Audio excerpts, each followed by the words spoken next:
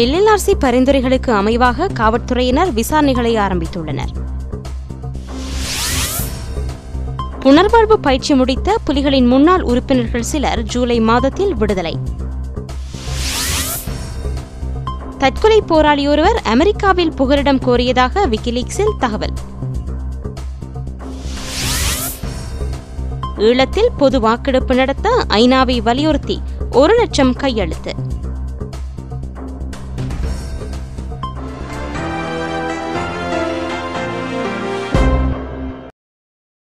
இனி விரிவான செய்திகள்.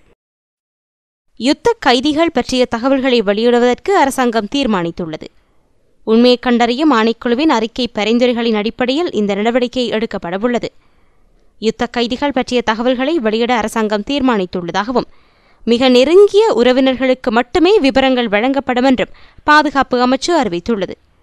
கைதிகள் பற்றிய தகவல்களை வழங்குவதற்கு பயங்கரவாத தடுப்பு பிரிவு ஏற்கனவே விசேட பொறிமுறைமை ஒன்றை உருவாக்கியுள்ளதாக கூறப்படுகிறது. இறுதிக்கட்ட யுத்தத்தின் போது சரணடைந்த பலர் பற்றிய தகவல்கள் எதுவும் இதுவரையில் வெளியிடப்படவில்லை என்று தமிழ் கட்சிகள் தொடர்ச்சியாக குற்றம் சுமத்தி வருகின்றமை குறிப்பிடத்தக்கது. குற்றச்சாட்டு சுமத்தப்படாது பலர் கைது செய்யப்பட்டு நீண்டகாலம் தடுத்து வைக்கப்பட்டுள்ளதாக நல்லிணக்க ஆணைக்குழு அறிக்கையில் சுட்டிக்காட்டப்பட்டுள்ளமை குறிப்பிடத்தக்கது. உண்மையை கண்டறியும் ஆணைக்குழுவின் பரிந்துரைகளுக்கு அமைவாக விசாரணைகள் ஆரம்பிக்கப்பட்டுள்ளதாக காவல்துறையினர் அறிவித்துள்ளனர். மன்னார் பேராயர் ராயப்பு ஜோசப் ஆண்டகை குற்றப்புலனாய்வு விசாரணை பிரிவினரால் விசாரணைக்கு உட்படுத்தப்பட்டதாக வெளியான தகவலுக்கு பதிலளிக்கும் வகையில் காவல்துறையினர் இவ்வாறு குறிப்பிட்டுள்ளனர்.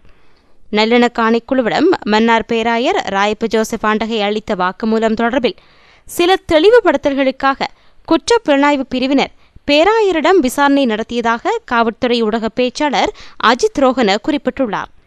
யுத்த காலத்தில் காணாமற் போனவர் தொடர்பில் பேராயர் ராயப்பு ஜோசப் பல்வேறு தகவல்களை வழங்கியிருந்தார். குற்ற விசாரணை பிரிவினர் நல்லிணக்க ஆணைக்குழுவின் இறுதி அறிக்கையின் பிரகாரமே செயற்பட்டு வருவதாக அவர் சுட்டிக்காட்டினார்.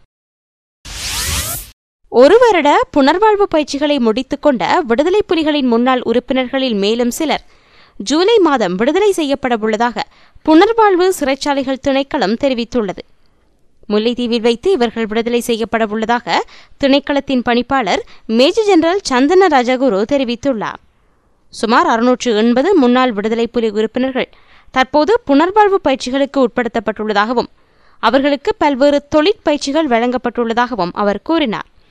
சுமார் 1 வருடம் பயிற்சிகளை முடித்துக்கொண்ட 75 பேர் ஜூலை மாதம் விடுவிக்கப்படவுள்ளனர்.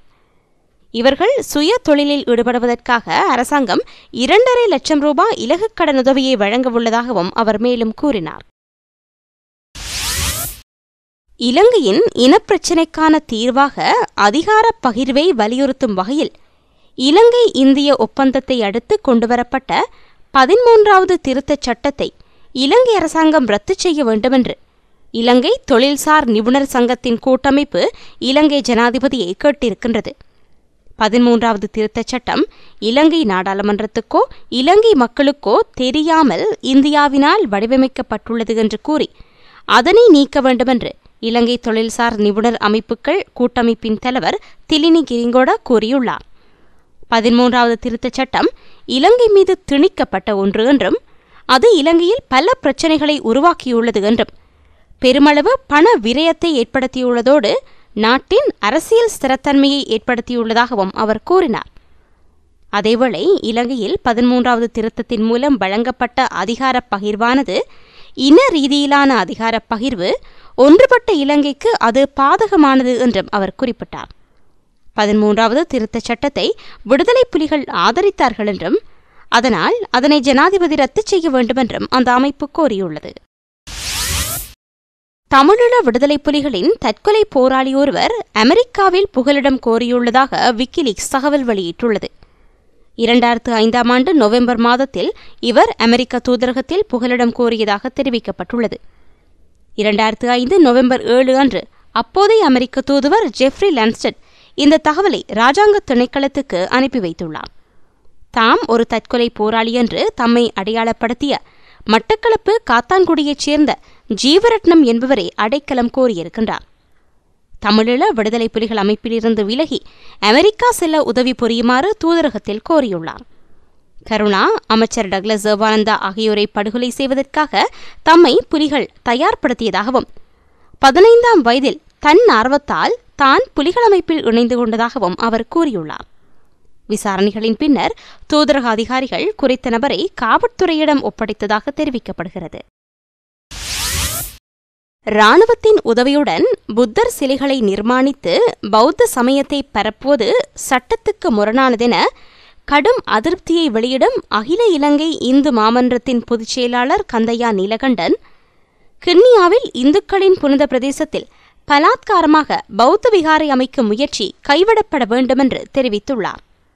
கொழும்பிலுள்ள அகில இலங்கை இந்து மாமன்றத்தின் கேட்போர் கூடத்தில் வடக்கு, கிழக்கு, கொழும்பு, தெற்கு பிரதேசங்களில் இந்து ஆலய பிரதேசங்களில் அத்துமீறி புத்தர் சிலைகள் அமைக்கப்படுவது, இந்து புனித பிரதேசங்கள் ஆக்கிரமிப்பு செய்யப்படுவது தொடர்பாக இடம்பெற்ற கலந்துரையாடலின் போதே மாமன்றத்தின் பொதுச் செயலாளர் கந்தையா நீலகண்டன் இவ்வாறு கூறினார். வடக்கு கிழக்கில் அரசாங்கம் படையினரை பயன்படுத்தி பௌத்த சமயத்தை பரப்பி வருவதோடு ஆலய வளவுகளில் பலாத்காரமாக புத்தர் சிலைகளையும் நிர்மாணிக்கின்றது. இதனை ஏற்றுக்கொள்ள முடியாது. இது தொடர்பாக நமது கண்டனத்தை அரசாங்கத்துக்கு தெரிவித்துள்ளோம். விசேடமாக கிழக்கு மாகாணத்தில் மேற்கொள்ளப்படும் அத்துமீறிய புத்தர் சிலை நிர்மாணங்கள் தொடர்பில் முதலமைச்சர் சிவனேசத்துறை சந்திரகாந்தனுக்கும் அறிவித்துள்ளோம். திருக்கேதீஸ்வர ஆலய சூழலில் புத்தர் சிலை நிர்மாணிப்பதற்கு முயற்சி மேற்கொள்ளப்படுகிறது. இங்கு சிலை அமைக்கும் முயற்சி கைவிடப்பட வேண்டும், அங்கிருந்து சிலை அப்புறப்படுத்தப்பட வேண்டும் என்றும் கூறினார். இரட்டை குளத்தில் பாதுகாப்பு வலயத்திலுள்ள மாரியம்மன் ஆலயத்துக்கருகிலும் புத்தர் சிலை நிர்மாணிக்கப்படவுள்ளது. இது முருங்கன் நகருக்கு அருகிலேயே இடம்பெறவுள்ளது. இதனை நிறுத்தி இந்த ஆலயத்தில் மக்கள் வழிபடுவதற்கு வசதி செய்து கொடுக்கப்பட வேண்டும். அம்பாறை மான்கட்டை மலையில் புத்தர் சிலை அமைக்கப்பட்டுள்ளது. இந்த பிரதேசம் இந்து சூழல் மிக்க பிரதேசமாகும். அதேபோன்று கொழும்பு முகத்துவாரம் இந்து கோவில்கள் உள்ள பிரதேசம் ஆலய வீதி என்றே அழைக்கப்பட்டது. அங்கு பெயர் பலகையும் அவ்வாறே காணப்பட்டது. ஆனால் இன்று அங்கு பன்சலா வீதி என்று பெயர் மாற்றப்பட்டு பலகை காட்சிப்படுத்தப்பட்டுள்ளது. இதேபோன்று திருமலை கன்னியா பிரதேசம் இந்து பிரதேசமாகும். கோவில்கள் இருந்தன. ஆனால் இதனை உப்புவளி பிரதேச சபை அபகரித்து புத்த பிக்குவிடம் கையளிக்க உள்ளது. இதுபோன்று திருகோணமலையில் பல இடங்களில் பௌத்த ஆக்கிரமிப்புகள் நடைபெறுகின்றன. நாடு பூராகவும் இவ்வாறான ஆக்கிரமிப்புகள் நடைபெறுகின்றன. இவை அனைத்துக்கும் இந்து மாமன்றம் தனது ஆட்சேபனையை உரியவர்களிடம் தெரிவித்துள்ளது. இந்துக்கள் நாடளாவிய ரீதியில் எதிர்நோக்கும் பிரச்சினைகளை தீர்ப்பதற்காக நடைமுறைக்கு சாத்தியமான நகர்வுகளை முன்னெடுத்து வருகின்றோம். ஆவேசத்துடன் செயற்படுவதை விடுத்து நிதானத்துடன் செயற்பட வேண்டியது அவசியமாகும் என்றும் நீலகண்டன் தெரிவித்துள்ளார். ஜனாதிபதி மஹிந்த ராஜபக்ஷ உத்தியோகபூர்வ விஜயம் மேற்கொண்டு பிரித்தானியாவுக்கு செல்லவுள்ளார். 4 நாள் உத்தியோகபூர்வ பயணமாக வரும் ஜூன் 3ஆம் தேதி பிரித்தானியாவுக்கு அவர் செல்லவுள்ளதாக கொழும்பில் உள்ள பிரித்தானிய தூதரகம் தெரிவித்துள்ளது. பிரித்தானிய மகாராணி 2வது எலிசபெத் மகாராணியாக முடிசூட்டப்பட்டு 60 ஆண்டுகள் நிறைவு விழா கொண்டாடப்படவுள்ளது. இந்த விழாவில் பங்கேற்குமாறு ஜனாதிபதிக்கு விடுக்கப்பட்ட அழைப்பை ஏற்றே அவர் பிரித்தானியா செல்லவுள்ளார். இதன்போது ஜனாதிபதி பிரித்தானிய அரசுத் தலைவர்களை சந்தித்து கலந்துரையாடுவது தொடர்பில் இதுவரை எந்த தகவல்களும் வெளியிடப்படவில்லை. நல்லிணக்க ஆணைக்குழுவின் பரிந்துரைகளை தேசிய கொள்கைக்கு ஏற்ப செயற்படுத்த பாராளுமன்றின் விசேட குழு கூட்டத்தின் மூலமே முடியும் என்று தெரிவித்துள்ள அமைச்சர் வாசுதேவ நாணயக்கார, இந்த பரிந்துரைகளை நிறைவேற்ற மேலதிக உதவிக்குழுவை நியமிக்குமாறும் யோசனையொன்றை முன்வைத்துள்ளார். ஐக்கிய நாடுகள் சபையின் கண்காணிப்பில் ஈழத்தமிழ் மக்களின் அரசியல் தீர்வை நிர்ணயிக்கும் பொது வாக்கெடுப்பை நடத்த வேண்டும் என்பதை வலியுறுத்தும் விதமாக 1,00,000 கையெழுத்துக்களை திரட்டும் போராட்டத்தை தொடங்கப் போவதாக போர்க்குற்றம் மற்றும் இனப்படுகொலைகளுக்கு எதிரான இளைஞர் அமைப்பு தெரிவித்துள்ளது. இன்று சென்னையில் பத்திரிகையாளர் மன்றத்தில் நடந்த ஊடக சந்திப்பின் போது போர்க்குற்றங்கள் இனப்படுகொலைக்கு எதிரான இளைஞர்கள் அமைப்பின் அமைப்பாளர்களான டாக்டர் எழிலன், தோழர் இரா திருமலை முதலியோர் இந்த தகவல்களை தெரிவித்தனர். ஐக்கிய நாடுகள் மன்றம் ராஜபக்ஷவை போர்க்குற்றவாளியாக அறிவித்து இலங்கையில் தமிழ் மக்களுக்கான பொது வாக்கெடுப்பை நடத்தி ஈழமக்கள் தங்கள் விருப்பபூர்வமான ஆட்சியை அமைத்துக் கொள்ளும் உரிமையை வழங்குவதுதான் மனித நீதி என்ற பிரகடனத்தை இந்த அமைப்பு வெளியிட்டது. ஐக்கிய நாடுகள் சபையை நோக்கி ஆரம்பிக்கப்பட்ட ஓராண்டில் 1 கோடி கையெழுத்து என்ற இந்த போராட்டத்தின் போது தமிழகத்து மக்களிடம் விழிப்புணர்வை ஏற்படுத்துவதோடு அனைத்து அரசியல் தலைவர்களின் ஒத்துழைப்பும் பெறப்படும் என்றும் தெரிவிக்கப்பட்டது. கிழக்கு திமோர், கொசோவோ, தெற்கு சூடான் ஆகிய நாடுகளில் இவ்வாறான வாக்கெடுப்பு நடத்தியே அங்கு விடுதலை ஆட்சி அமைக்கப்பட்டுள்ளதாக போர்க்குற்றம் இனப்படுகொலைக்கு எதிரான இளைஞர் அமைப்பு நினைவுபடுத்தியது. வரும் மே 16 சென்னை மெரினாவில் இந்த கையெழுத்து போராட்டம் தொடங்கி வைக்கப்படுகிறது. நிகழ்வில் தமிழகத்தின் முன்னணி அரசியல் கட்சிகளின் தலைவர்கள் பலரும் கலந்து கொள்வார்கள் என்றும் போர்க்குற்றம் இனப்படுகொலைக்கு எதிரான இளைஞர் அமைப்பு தெரிவித்தது. இத்துடன் செய்திகள் நிறைவடைந்தன. விரிவான செய்திகளுக்கு globaltamilnews.net என இணையத்தை பார்வையிடவும். வணக்கம்.